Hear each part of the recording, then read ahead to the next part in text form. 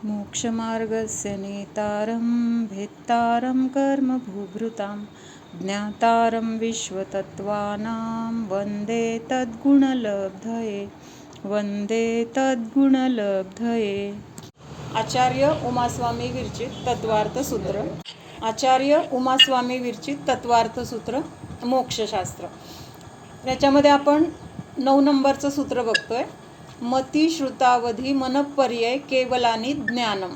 म्हणजे ह्याच्यामध्ये काय सांगितलेलं आहे, सम्यक ज्ञानाचे हे 5 प्रकार आहेत. कुठले?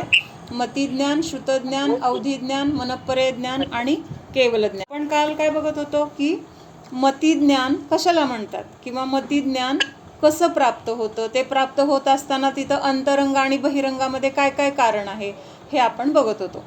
मग मतिज्ञान 5 इंद्रिय आणि मनाच्या द्वारे, म्हणजे 5 इंद्रिय आणि मनाच्या सहाय्याने काय होतं, आपल्याला जे ज्ञान होतं तर त्या ज्ञानाला काय म्हटलेलं आहे, मतिज्ञान असं म्हटलेलं आहे. म्हणजे हे बहिरंगातून जे उपकरण म्हणजे काय, जे अवयव आहे, ज्या अवयवांच्या द्वारे आता आपल्याला डोळ्याने आपण वस्तू बघितली, त्या वस्तूचं जे ज्ञान झालं तर ते काय झालं, मतिज्ञान झालं. पण ते बघितल्यामुळं झालं की नाही, डोळ्यांनी ती वस्तू बघितली म्हणून त्या गोष्टीचं काय झालं, ज्ञान झालं. मग ह्याला काय म्हटलेलं आहे, अवयवांच्या द्वारे. मग तिथं मनाने विचार केला, अरे ही वस्तू माझी आहे, ही वस्तू माझी नाही.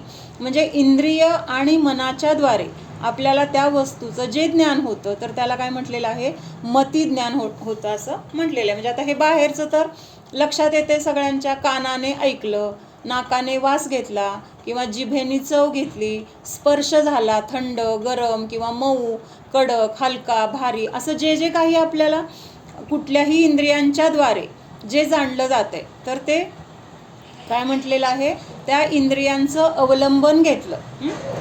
त्याच्यानंतर पुढं काय आहे तर अंतरंग कारण. मग अंतरंग कारण म्हणजे त्या पदार्थाचं ज्ञान होण्यायोग्य काय आहे, तिथं आपल्याला ज्ञानाचा उघाड आहे. ज्ञानाचा उघाड आहे म्हणजे झाकलेलं नाही आहे ज्ञान. जेवढं ज्ञान उघडं आहे तेवढं आपल्याला तिथं बाहेरचं काय होणार आहे, आपल्याला वस्तूंचं किंवा संयोगातील गोष्टींचं ज्ञान होणार आहे. आणि जेवढं ज्ञान झाकलेलं आहे तेवढं तिथं काय आहे, अज्ञान आहे. काय आहे, अज्ञान आहे. मग आता हे जे ज्ञानाचा उघाड आहे, ह्या ज्ञानाच्या उघाडासाठी आपण काल एक शब्द बघितला होता, क्षयोपशम म्हणतात. ज्ञानाचा उघाड म्हणजे काय, क्षयोपशम. म्हणजे कुणाला किती ज्ञान आहे तर त्याला, एखाद्याला कमी ज्ञान आहे तर तिथं काय म्हणणार, ज्ञानाचा क्षयोपशम कमी आहे. एखाद्याला चांगलं ज्ञान आहे तिथं काय म्हणणार, ज्ञानाचा क्षयोपशम जास्त आहे. म्हणजे पहिल्या ठिकाणी काय, ज्ञानाचा उघाड कमी आहे आणि जिथं जास्त ज्ञान आहे तिथं ज्ञानाचा उघाड जास्त आहे. म्हणजे क्षयोपशमसाठी कुठला शब्द सांगितला होता, अर्थ म्हणून उघाड. लक्षात येतं एवढं सगळ्यांच्या. क्षयोपशम शब्दाचा आपल्याला माहीत असलेला शब्द, त्या अर्थाचा शब्द कुठला आहे तर उघाड. म्हणजे दरवाजा उघडला, उघडल्यानंतर काय होणार आहे, बाहेरच्या गोष्टी आत यायला तिथं काय झाली, आपोआप परवानगी आहे. म्हणजे दार उघडलं म्हणजेच काय, बाहेरच्यांना आपण आत घेतोय. तसं ज्ञानाचा उघाड होतोय म्हणजे काय, जे समोर आहे त्या वस्तूचं आपल्याला ज्ञान होतंय त्याला काय म्हटलेलं आहे, क्षयोपशम असं म्हटलेलं आहे. इथंपर्यंत समजते. इथंपर्यंत जीवाचे 5 भाव कुठले आहेत ना, म्हणजे पुढच्या ह्याच्यात येणार आहे आपल्याला, औदयिक, क्षयोपशमिक, क्षायिक, पारिणामिक, हे जे जीवाचे भाव आहेत तर त्याच्यामध्ये पण परत क्षयोपशम येणार आहे. त्याच्यानंतर आपण एक बघितलं होतं की सम्यक दर्शन. सम्यक दर्शनामध्ये पण काय आहे, एक सम्यक दर्शनाचं नाव क्षयोपशमिक सम्यक दर्शन आहे.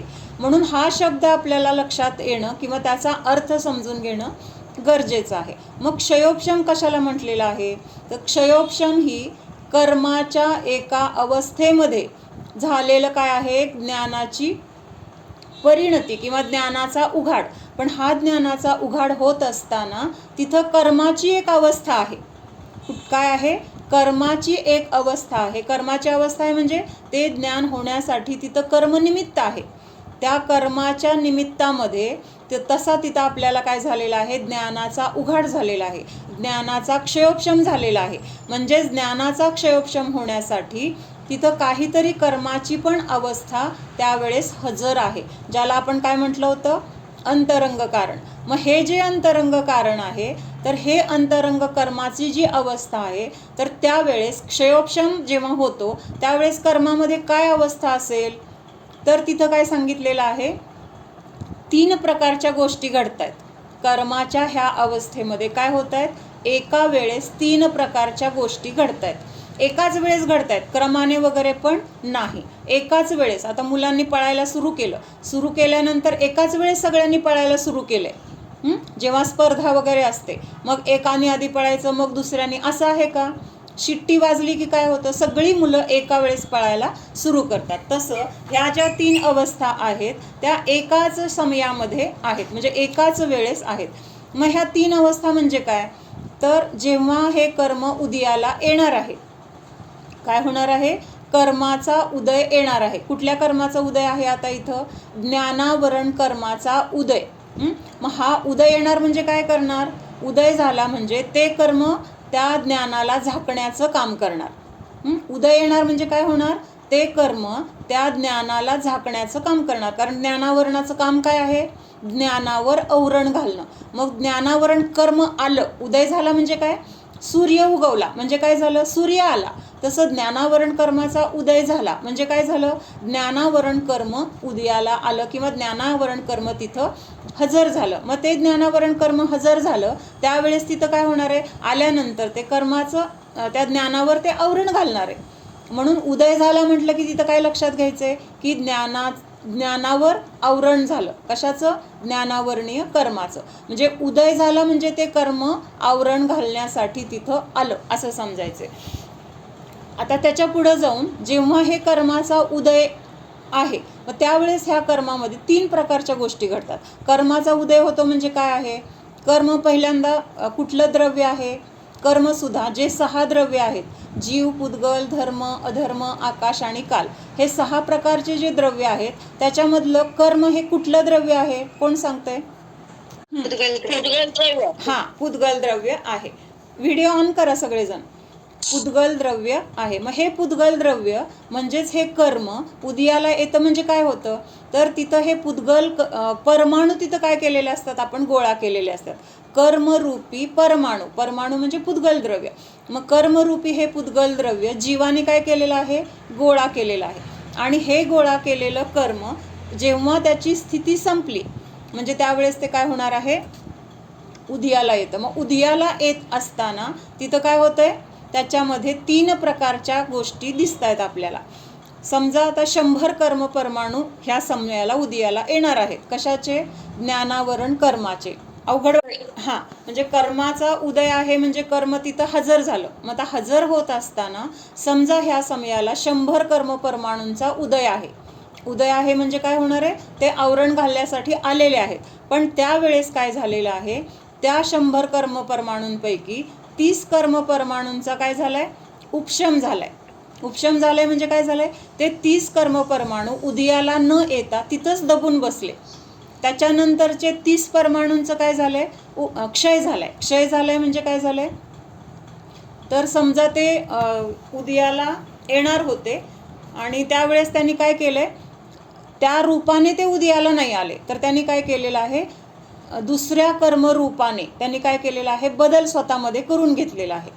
म्हणजे आता आपण काल बघितलं होतं, काय उदाहरण बघितलं होतं की समजा मनुष्य आहे आणि त्यावेळेस तिथं नरकगती, तिर्यंचगती आणि देवगतीचा पण उदय चालू आहे. मग त्यावेळेस त्या रूपाने ते उदयाला न येता मनुष्यगतीचे कर्म परमाणू जे आहेत तर त्यांचं रूप घेतात. ते काय करतात, मनुष्यायूचं तर कर्माचा उदय चालू आहे, मनुष्यायू आत्ता आपली चालू आहे की नाही, मग त्यावेळेस तशीच मनुष्यगतीचा पण उदय चालू आहे. मग त्यावेळेस हे बाकीच्या 3 गतीचे जे कर्म परमाणू आहेत तर ते काय करतात, स्वतःचं रूप सोडतात. स्वतःचं रूप सोडलं म्हणजे नरकाचे परमाणू होते तर त्या परमाणूंनी ते नरकाचं जे काही नरक रूपाने उदयाला यायचं किंवा नारकी रूपाने उदयाला येणार होते तर ते मनुष्यगतीच्या रूपाने उदयाला आले.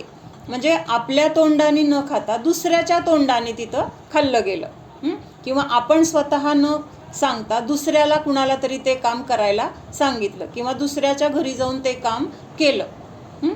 थोडक्यात एवढं समजा की क्षय झाला म्हणजे पूर्ण नष्ट झाले नाहीत, तर दुसऱ्या ठिकाणी दुसऱ्या अवस्थेमध्ये त्यांनी स्वतःचं रूप बदललेलं आहे आणि त्यामुळे ते बदललेलं रूप आता दुसरं झालंय आणि पहिलं रूप तिथं आता अस्तित्वात नाही. मग त्यांचं पहिल्या रूपाचं अस्तित्व नाही, त्यामुळं त्यांचा क्षय झाला असं म्हटलेलं आहे.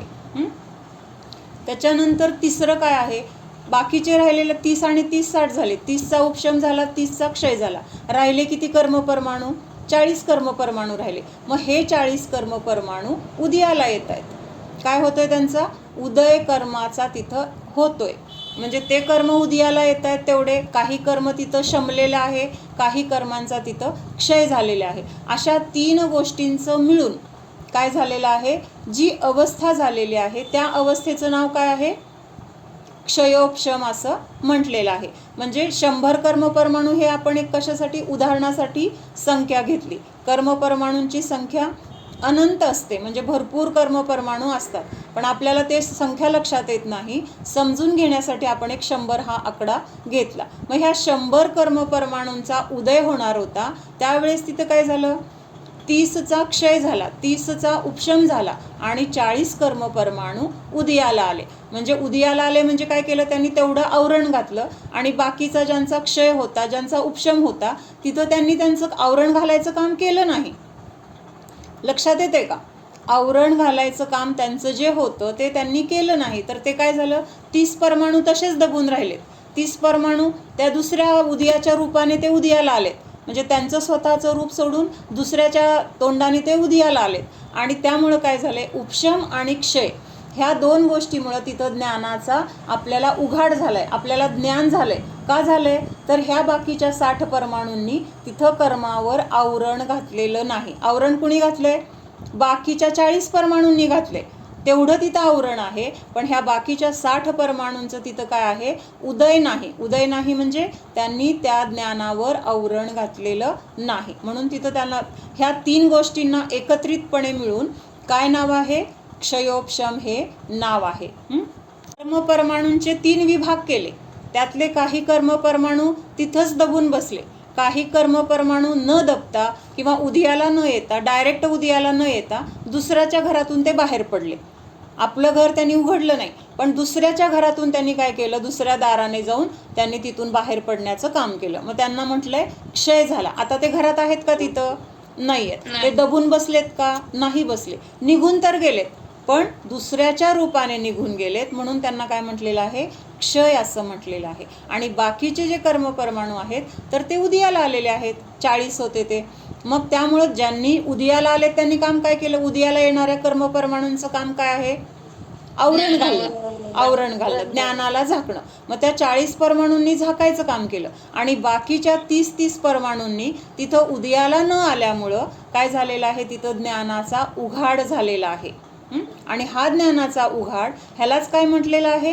क्षयोपशम असं म्हटलेलं आहे. म्हणजे ते पुद्गलच आहेत, आपल्याबरोबर येतात, म्हणजे त्यांचं पण तसं गमन होण्याची त्यांची पण योग्यता आहे.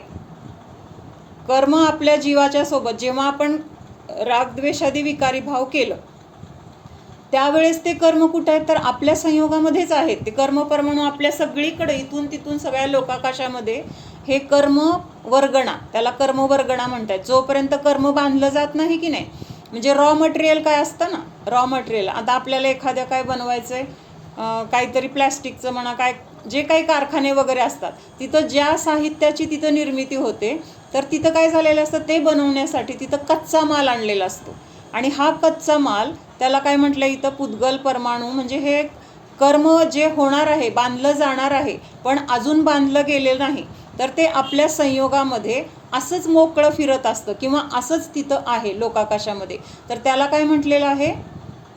कर्मवर्गणा असं म्हटलेलं आहे. म्हणजे अजून बांधलं न जाणारं पण पुढं बांधल्यानंतर कर्मबंधाला प्राप्त होणारं अशा त्या कर्म वर्गणा किंवा पुद्गल कर्म परमाणूंना काय म्हटलेलं आहे? वर्गणा असं म्हटलेलं आहे. म्हणजे कच्चा माल आहे हे. का कच्चा माल आहे? अजून त्याचं कर्मरूपाने बांधलं गेलं नाही आहे.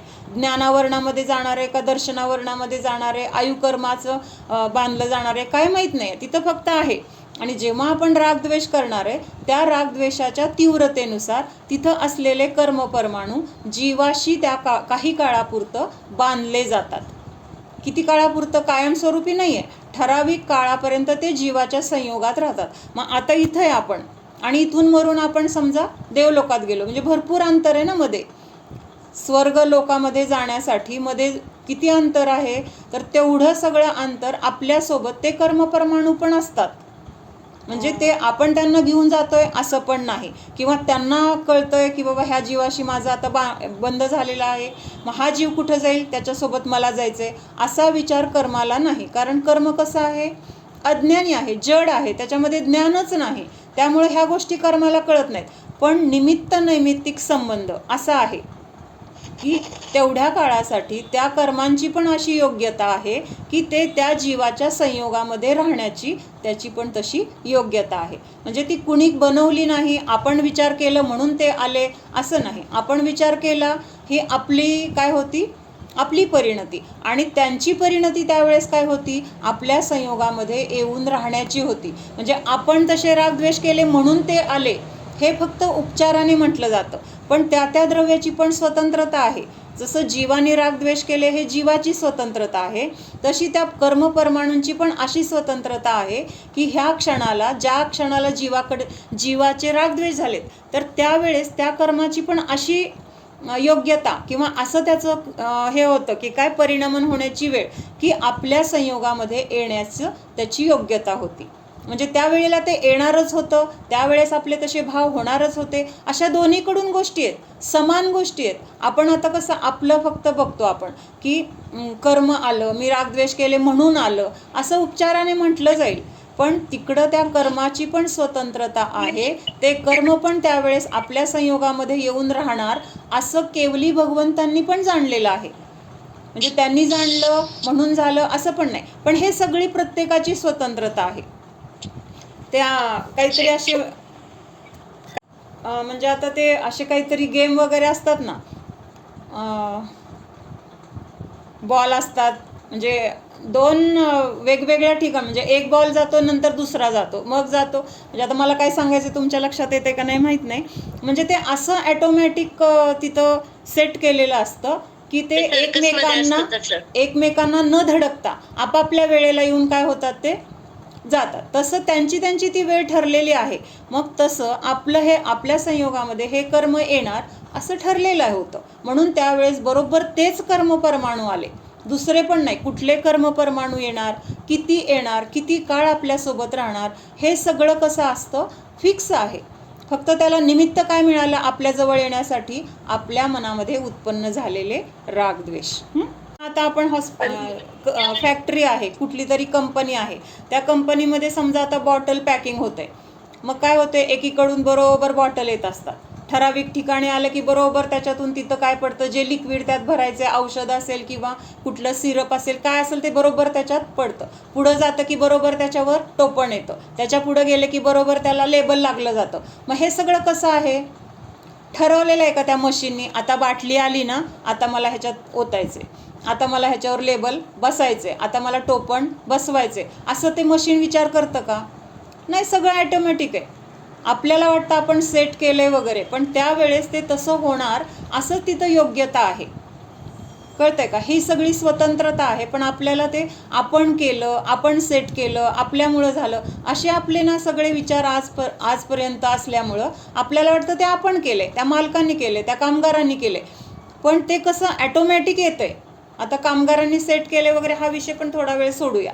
ते सेट केलेलं असलं तरी पण तिथं बरोबर त्या वरून येणाऱ्या टोपणाला कळतं का आता बाटली आली ना, आता मला बसायचे. ते फक्त येऊन तिथं खाली यायचं काम करतं, ते ॲटोमॅटिक त्या बाटलीवर बसलं जातं. म्हणजे तिथं काहीही न करता सगळं कसं होतं आहे? ॲटोमॅटिक व्यवस्था आहे. म्हणजे कुठल्या माणसाला तिथं लक्ष द्यायची पण गरज पडत नाही की बरोबर ते बाटलीला बसतंय का, थोडं मागं पुढं बसलं का, नीट बसलं का, काही नाही, सगळं व्यवस्थित चालू असतं. तसं हे कर्म, जीव किंवा सगळ्या द्रव्याचं परिणमन हे कसं आहे? ॲटोमॅटिक चालू आहे. तर आता ह्या दृष्टीने हा पॉईंट बघितला आपण.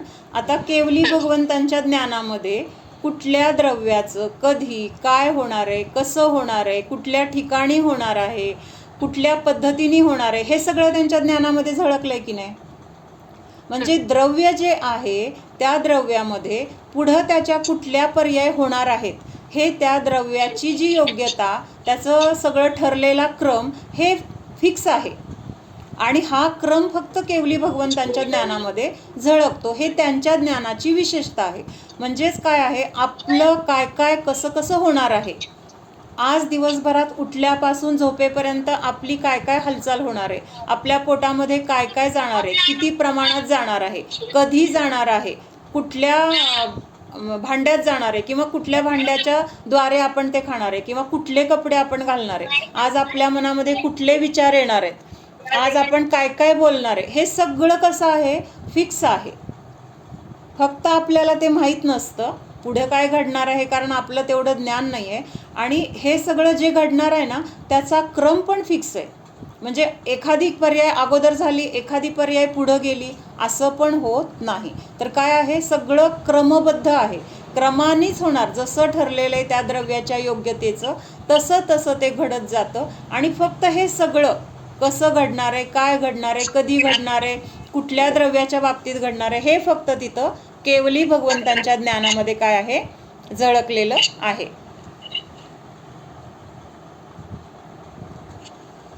म्हणजे सुजन, इथे आपण असं म्हणता येत नाही ना की मॅग्नेट कसं मॅग्नेटच्याकडे येते असं लोह आपोआप, तसं नाही ना.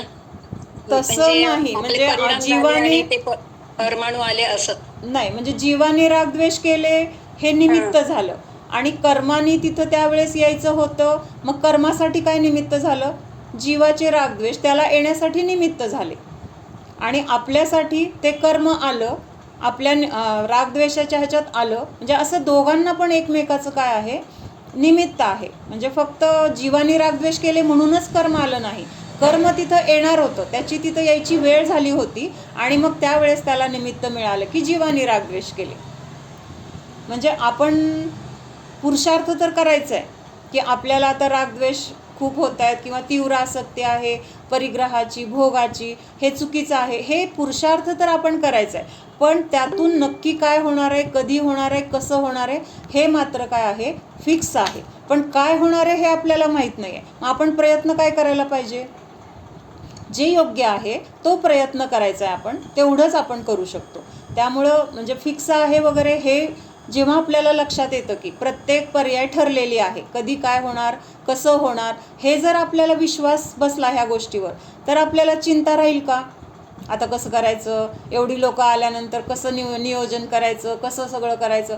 होणार आहे सगळं, कसं होणार आहे, काय होणार आहे, हे केवली भगवंतांनी जाणलेलं आहे.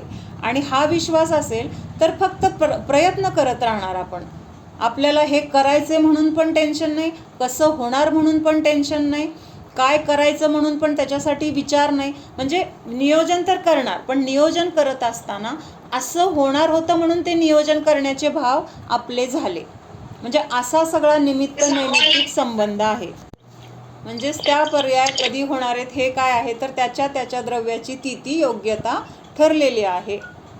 म्हणून आपल्या हातात काय आहे, तर प्रयत्न करणं, पुरुषार्थ करणं, योग्य तो विचार करून तसा पुरुषार्थ करणं हे आपल्या हातामध्ये आहे. बाकी सगळं फिक्स आहे. म्हणजे सगळीकडे ते आताच बसलेले असते दारात, म्हणजे ते काही वाट बघत बसलेले नसतात, पण त्यांचं ते ठिकाण आहे. लोकाकाशामध्ये आपण आहोत तसं त्यांचं पण काय आहे, अस्तित्व ह्या लोकाकाशामध्ये आहे, एवढंच आहे. आणि ते निमित्त एकमेकांना झालं की मग ते आपल्या संयोगामध्ये येतात बस, आणि काही काळासाठी आपल्यासोबत राहतात. पर्याय एकानंतर एक असं जे ठरलेला क्रम आहे, तर ती तशी होण्याची योग्यता होती, आणि त्या क्रमाने ते येतंय, त्याला क्रमबद्ध म्हटलेलं आहे. हा, गर्व नाही मानायचा, बरोबर आहे. हाच समता भाव पाहिजे. पण हे करत द्रव्याचं जसं स्वतंत्रता आहे, म्हणजे आपण त्यांचं काही करू शकत नाही, त्यांच्यामध्ये बदल, त्यांचं परिणमन, म्हणून ते स्वतंत्र आहे, आपण स्वतंत्र आहे. पण आता आपल्याला हे माहिती आहे की जे घडणार आहे ते घडणार आहे, मग मी का विचार करू, असं विचार करून कदाचित आपण स्वैराचारी होऊ शकतो, निरर्गल वागू शकतो, मग होणारच आहे. मग ते आज मी कांदा लसूण बटाटा खाणारच होते, तसं ठरलेलंच होतं. असं म्हणून खाल्लं किंवा तसं आपण कसंही स्वैराचारी वागलो तर मग नरकात जाऊन शिक्षा भोगावी लागणार, हे पण ठरलेलं होतं, असा विचार करायचा. त्यामुळं जे होईल त्यावेळेस न्यायक राहायचे, त्यावेळेस समताभावामध्ये राहायचे. पण आपल्याकडून जे जे वागणार आहे आपण ते वागत असताना, क्रिया करत असताना, विचार करत असताना तिथं सदसद विवेक बुद्धी मात्र जागृत ठेवायची आहे. योग्य काय आणि अयोग्य काय हा विचार करूनच प्रत्येक क्रिया करायची आहे. पण असं करूनसुद्धा समोर आपल्याला काहीतरी चुकीचा परिणाम दिसला, काही मनाविरुद्ध घडलं किंवा काही चांगलं घडलं, तर दोन्ही वेळेस असंच होणार होतं. माझ्याकडून ते प्रयत्न होणार होते हे पण फिक्स होतं, अशाच पद्धतीने प्रयत्न होणार हे पण फिक्स होतं. पण म्हणून सावधानता सोडायची नाही. तुमचं तसं, तुमची तशी योग्यता होती म्हणून आपण सगळे असे मिळून आलो. म्हणजे ज्याचं त्याचं आहे प्रत्येकाचं, म्हणजे कोणी कुणाचं काही करत नाही, हे लक्षात घ्यायचं. मतिज्ञानाबद्दल की मतिज्ञान म्हणजे काय होतं, आपल्याला मतिज्ञान झालं म्हणजे तर एक सामान्यपणे ज्ञान होतं. काय होतं? सामान्यपणे ज्ञान होतं. म्हणजे त्याच्याबद्दलची विशेष माहिती आपल्याला मतिज्ञानामध्ये होत नाही.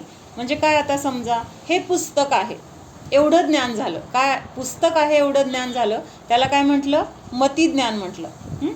फक्त सर्वसामान्य ज्ञान. आणि मग आता श्रुतज्ञानामध्ये काय होणार आहे तर हे पुस्तक शास्त्राचं आहे किंवा शाळेचं आहे, ह्या मंदिरचं आहे, तत्वार्थसूत्राचं आहे, एवढ्या पानांचं आहे, उमास्वामी आचार्यांनी लिहिलेलं आहे, अशी त्याच्याबद्दलची विशेष माहिती होणं, तर त्याला काय म्हटलेलं आहे? श्रुतज्ञान म्हटलेलं आहे. म्हणजे मतिज्ञान म्हणजे सामान्यपणे जाणणं, आणि मतिज्ञानानं जे जाणलेलं आहे त्याच्यामध्ये आणखीन विशेष जाणणं, तर त्याला श्रुतज्ञान असं म्हटलेलं आहे. मतिज्ञान के द्वारा जाने हुए पदार्थ को विशेष रूप से जानना सो श्रुतज्ञान है. लक्षात आलं मतिज्ञान आणि श्रुतज्ञानामधला फरक?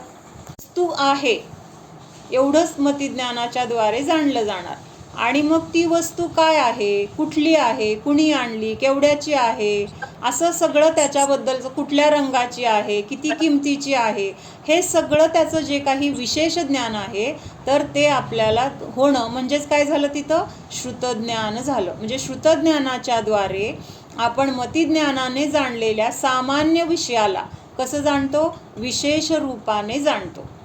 लक्षात येतंय?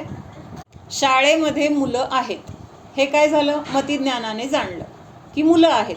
मग आता श्रुतज्ञान काय जाणणार की हे 1ली ते 10वीपर्यंतची मुलं आहेत, हा 1लीचा वर्ग आहे, 1लीच्या वर्गामध्ये एवढी मुलं आहेत, किंवा ह्या गावची आहेत, किंवा हा मुलगा हुशार आहे, हा मुलगा खेळामध्ये चांगला आहे, हा चित्रकला चांगली काढतो, असं त्यांच्याबद्दलचं विशेष जाणणं, तर हे काय आहे? श्रुतज्ञान आहे. परत आता श्रुतज्ञानाची पण व्याख्या काय सांगितली? कालची मतिज्ञानाची व्याख्या त्यातलं राहिलं होतं ना आपलं वीर्यांतरायचं, ते राहिलं मगाशी बघायचं की मतिज्ञान होतं म्हणजे त्यावेळेस अजून कर्माचं, कुठल्या कर्माचं तिथं कार्य आहे तर मतिज्ञानावरण आणि वीर्यांतराय 2 कर्म घेतले. काय सांगितलं?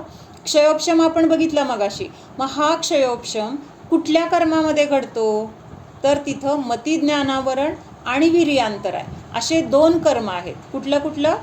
मतिज्ञानावरण आणि वीर्यांतराय कर्म. वीर्यांतराय कर्म कशाला म्हटलेलं आहे की शक्ती मिळण्यामध्ये जे अंतराय करतं. अंतरायचा अर्थ काय होतो?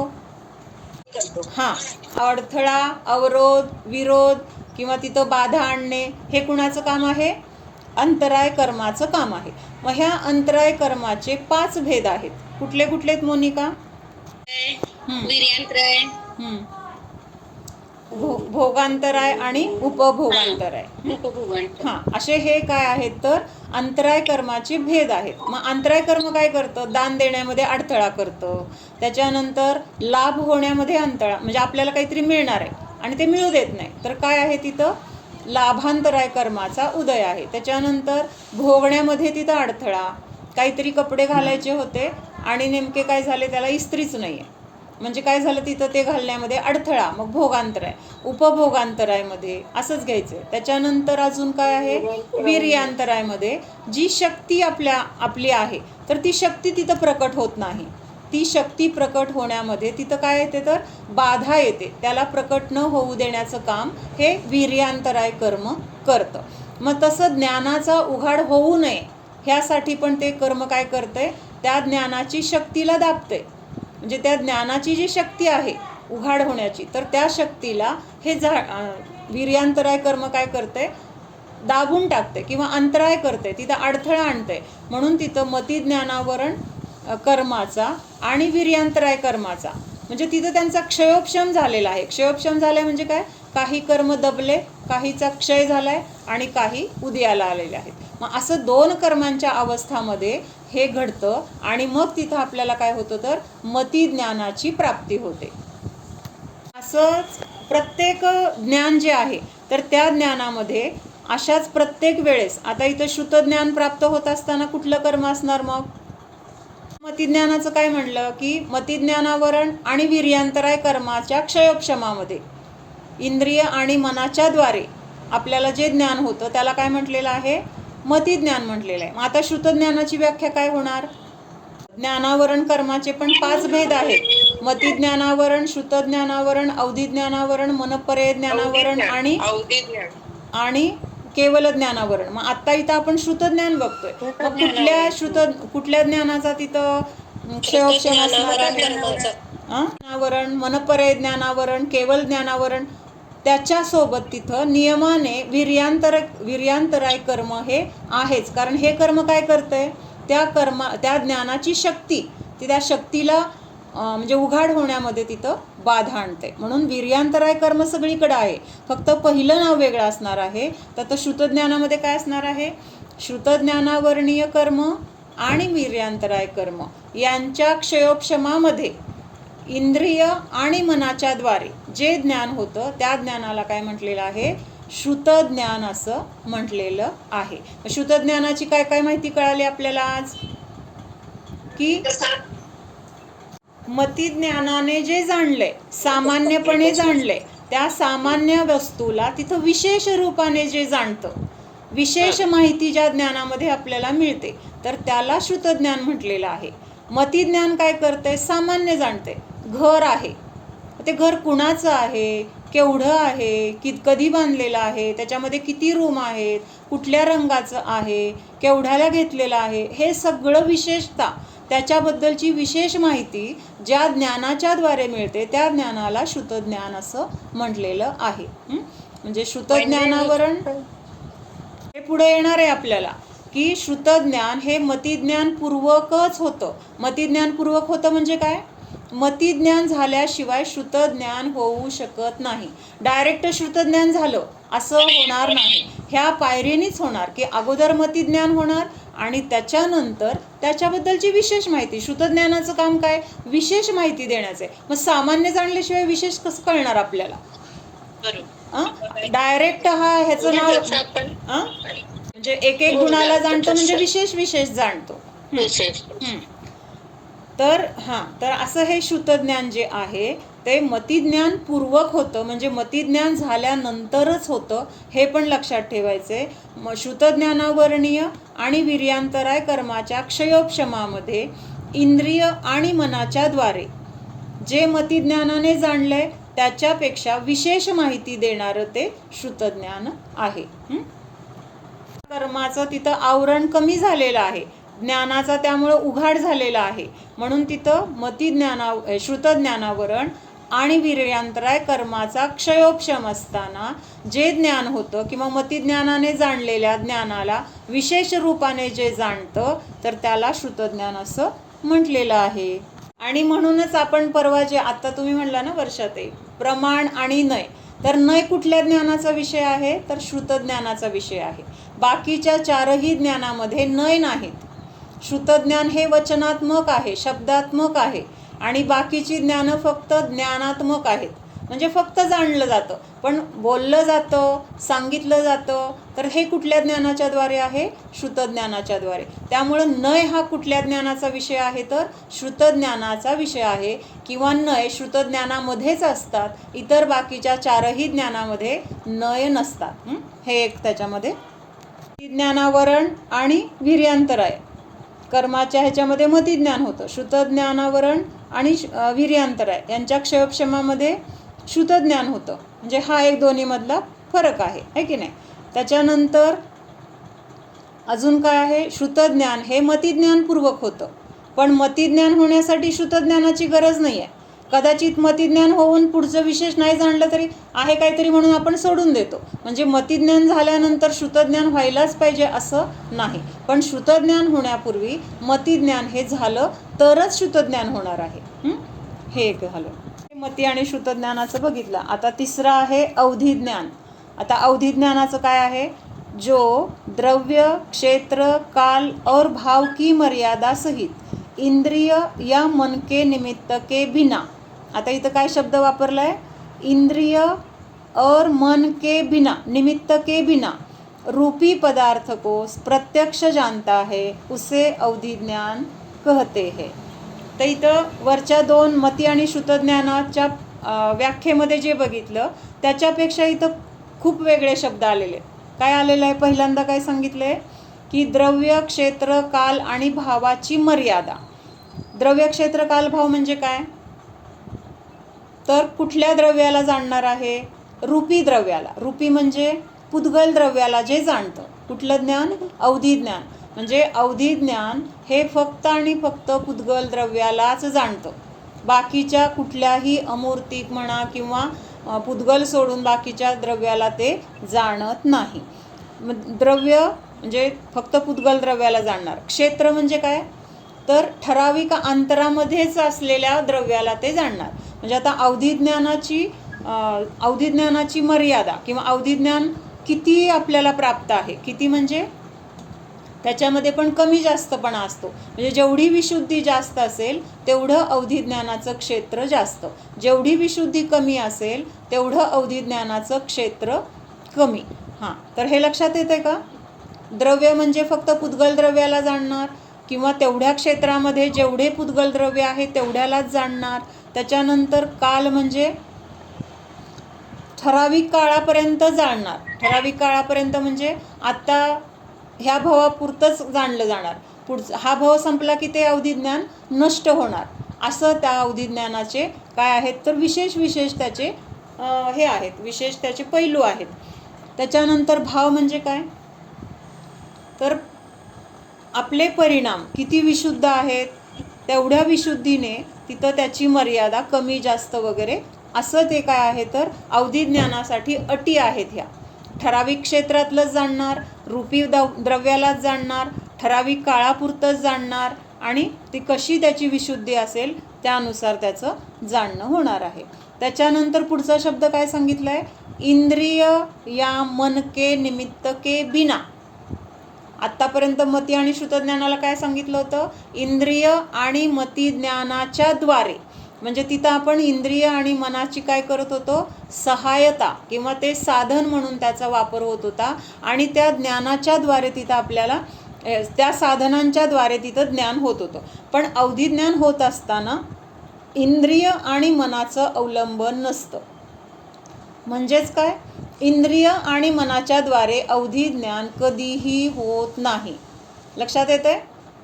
अवधिज्ञान होण्यासाठी आपल्याला कुठल्याही इंद्रियाची किंवा मनाची गरज नाही. त्याच्यानंतर पुढचा शब्द काय आहे? प्रत्यक्ष जानता आहे. प्रत्यक्ष जानता आहे म्हणजे काय घ्यायचं मोनिका? परोक्ष म्हणायचं का त्याला? तिथं तो शब्द वरती आलेला नाहीये. म्हणजे आता इथं काय शब्द आलाय की अवधिज्ञान प्रत्यक्ष जाणतं. प्रत्यक्ष म्हणजे काय? डायरेक्ट, कुणाचाही मध्ये तिथं कुणाचा संबंध नाहीये किंवा कुणाच्या द्वारे नाहीये. डायरेक्ट बोलणं आणि कुणाच्या तरी द्वारे सांगणं हा फरक आहे. म्हणजे मी तुला सांगणं आणि तू कुणाला तर सांगणं, हे काय झालं? मध्ये तुझं काय झालं? तिथं आधार घेतला तुझा. पण इथं अवधिज्ञान काय करतंय? डायरेक्ट समोरच्या वस्तूला बघितलं आणि त्याचं ज्ञान झालं.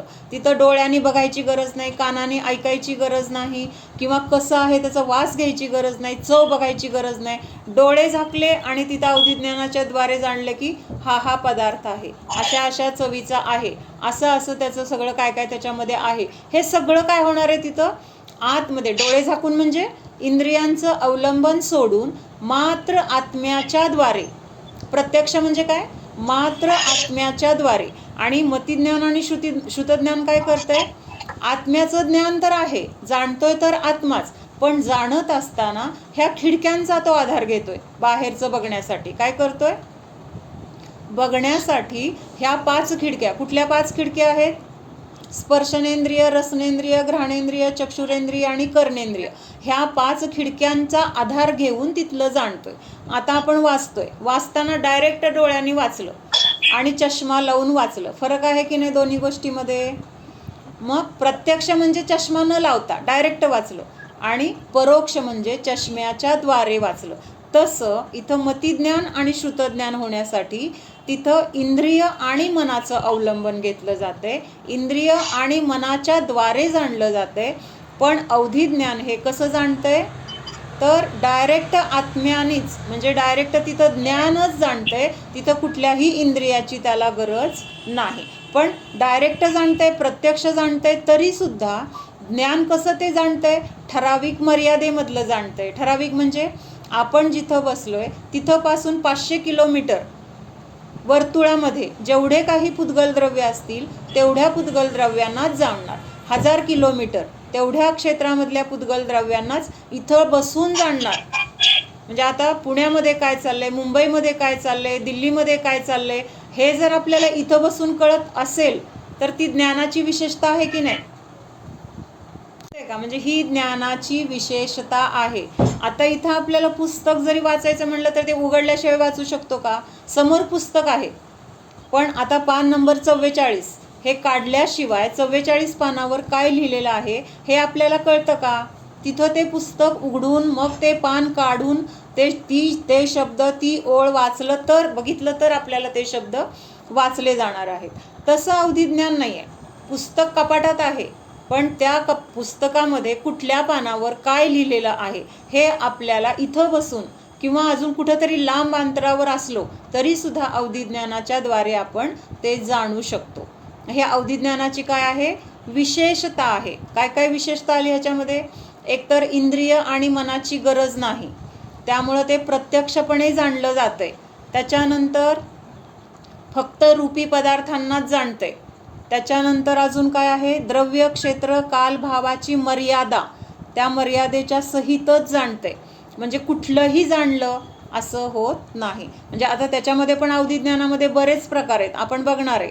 मग कुठलं अवधी ज्ञान कुठंपर्यंत जाणतंय, किती जाणतंय, किती काळापर्यंत जाणतंय, हे सगळं आपण त्याच्यामध्ये त्या भेदांमध्ये आपल्याला बघायला मिळणार आहे. आता मतिज्ञानाची व्याख्या कर्माच्या हिशोबाने कोण सांगतंय, जसं मती आणि श्रुतज्ञानाची आपण बघितली. आता अवधी ज्ञानाची व्याख्या कोण सांगतंय, सांगा लवकर. जे रूपी पदार्थांना जाणते, रूपी पदार्थांना फक्त पुद्गल रूपांना, क्षेत्र, भाव, काल यांच्या मर्यादेमध्ये मन आणि इंद्रियांच्या शिवाय जाणते. हा, तर ते अवधी ज्ञान आहे. तर बाकीचं उद्या बघूया. दानाचं बघितलं की नाही, दान दिल्यानंतर ज्ञानदान म्हणा किंवा अनुकूलता दिली कोण शिकतंय त्यांना, तर ते आपलं ज्ञानावरण कर्म कमी होतं. मग ते कुंदाचार्यांची गोष्ट आहे की नाही. मागच्या भावामध्ये ते गवळी नाही गुराखी होते. गुराखी म्हणजे एका शेठजींकडं ते काय करत होते, त्यांची गुरं घेऊन जात होते जंगलामध्ये. मग एक दिवशी असंच ते गुरं घेऊन गेले जंगलामध्ये, आणि गेल्यानंतर त्यांना काय दिसलं की सगळं जंगल जळून खाक झाले. जिथं ते रोज घेऊन जात होते आज तिथं ते जंगलच दिसत नाही आहे. तर सगळी झाडं जळलेली आहेत, आणि एक झाड असं आहे की ते तसंच टवटवीत आहे. म्हणजे त्याचं पान जळलं नाही, फांदी नाही, त्याचं सगळं सुरक्षित आहे. जे जे काही फांद्या, पानं, ते झाड पूर्णपणे तसंच हिरवगार. मग त्याला आश्चर्य वाटलं, सगळी झाडी जळली आणि हे एकच कसं राहिले. मग ते झाडाच्या जवळ जाऊन त्यांनी बघितलं, मुलगा होता तो छोटा, म्हणजे असं लहान. मग तिथं जाऊन बघितलं तर त्या झाडाच्या ढोलीमध्ये एक पुस्तक दिसलं, आणि मग त्याच्या लक्षात आलं की हे झाड न जळण्याच्या मागं कारण हे पुस्तक असणार आहे असं त्यांनी अंदाज केला. म्हणजे ह्या पुस्तकामध्ये काहीतरी विशेष शक्ती आहे की ह्या पुस्तकाने ह्या झाडाला जळण्यापासून वाचवलं. आणि मग त्याला त्या पुस्तकाचा बहुमान आला आणि तो पुस्तक घरी घेऊन गेला. नाही, घरी घेऊन नाही गेला, तिथं कुठेतरी मुनिराज पण दिसले आणि ते पुस्तक काढून त्यांनी त्या मुनिराजांना दिलं. आणि ते आता पात्र पण उत्कृष्ट आहे. कोण आहे तिथं पात्र? मुनी आहेत, भावलिंगी संत आहेत आणि ते ज्ञान आहे ती जिनवाणी आहे, म्हणजे भगवंतांची वाणी आहे. म्हणजे दोन्ही पण गोष्टी उत्कृष्ट आहेत. आता तिसरं म्हणजे त्या देणाऱ्याचे भाव. तर त्याचे भावसुद्धा कसे आहेत? अतिशय त्याचे विशुद्ध परिणाम आहेत. म्हणजे त्या जिनवाणीचा इतका त्याला असा बहुमान आलेला आहे की झाड वाचलं, अख्खं मोठंच्या मोठं जंगल सगळं जळलंय आणि झाड वाचलं म्हणजे त्याला त्याचं खूप विशेष वाटतंय. म्हणजे खूप भारी गोष्ट आहे काहीतरी ही, आणि ती भारी गोष्ट मला भारी व्यक्तीलाच द्यायची. आणि ते भारी व्यक्ती पण त्या मुनींकडे बघून त्याला वाटलं की हेच त्याच्यासाठी उत्कृष्ट असणार आहेत. आणि त्याचे परिणाम मग दान, दाता आणि पात्र तिन्ही गोष्टी कशा झाल्या तिथं? उत्कृष्ट झाल्या. आणि तेवढं एक पुस्तक त्या मुनींना त्यांनी दान दिलं, परिणामाच्या विशुद्धीपूर्वक दिलं. तर तो परत थोड्या दिवसांनी काय झालं की असंच तो गुरांना घेऊन आला होता चारायला. आणि मग त्या दिवशी नेमका खूप पाऊस आला आणि सगळं त्या जिथून तो जात होता त्या नदीला असा पूर आला. आणि मग आता तो पुरातून निघालाय तसाच सगळं घेऊन, आणि तिथं त्या पुरातून जात असताना एक लाकूड असं काय असतं ते असं अणुकुचीदार लाकूड होतं आणि ते वेगात त्याच्या पोटात घुसलं आणि काय झालं, तो त्या नदीमध्येच बुडून मेला. पण मरताना त्या मुनींनी जे काही त्याला मंत्र सांगितला होता, नमोकार मंत्र वगैरे, पुस्तक दिल्यानंतर मुनींनी त्याला उपदेश दिलेला असतो आणि तो उपदेश त्यांनी अगदी असं भावपूर्वक ग्रहण केलाय आणि तो मंत्र त्यांनी पाठ केलाय, नमोकार मंत्र. मग तेवढं तिथं पोटात घुसलंय किंवा दुखतंय, वेदना असतील, पण तो काय म्हणतोय, त्या मुनींनी सांगितलेला मंत्र किती छान आहे, तो मंत्र म्हणताना मला किती छान वाटतंय. आणि असं तो नमोकार मंत्र म्हणत म्हणत त्याचे प्राण गेले. आणि तो कुठं आलाय माहिती का? त्याच शेठजींच्या घरी मुलगा म्हणून जन्मला. ज्यांची गुरं तो राखायला नेत होता त्याच शेठजींच्या घरी तो त्यांचा मुलगा म्हणून जन्म घेतो. आणि मग पुढं तेच कोण झाले? कुंद आचार्य झाले. म्हणजे त्या गवळीच्या गुराख्याच्या अवस्थेमध्ये काय ज्ञान होतं त्या मुलाला? तृप्ती. त्याचा कोणी स्वाध्याय घेतला होता? काय शिकला होता तो? एकतर तो जैन पण नव्हता, काही ज्ञान नव्हतं, पण एक पुस्तक, उत्कृष्ट अशी जिनवाणी, देणारं पात्र पण उत्कृष्ट, त्याचे भाव पण उत्कृष्ट, आणि त्याचं फळ त्या शेठजींच्या घरी जन्म मिळाला. आणि आता ज्ञान कसं आहे? इतका ज्ञानाचा उघाड आहे, म्हणजे इतका क्षयोक्षम आहे की त्यांनी 84 ग्रंथांची रचना केली आहे. किती?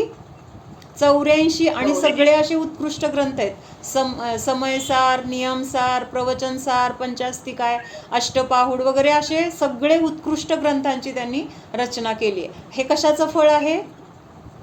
खूप काही केलं नाही त्यांनी, एकच पुस्तकाचं दान, पण जे भावाला किती महत्व आहे. कुणाला देणं पण कोणाला द्यायचं ते पण महत्व आहे. म्हणजे काल असा विषय झाला ना, कुणाला द्यायचं का, म्हणजे जे गरजू आहेत त्यांना द्यायचं नाही असं नाही, पण ते दान झालं नाही. ते काय झालं? करुणादान झालं. सत्पात्रदान जे म्हणतात ना, ते असं आहे. म्हणजे असे ते कुंदाचार्य 11व्या वर्षी त्यांनी दीक्षा घेतली. 11व्या वर्षी दीक्षा घेतली.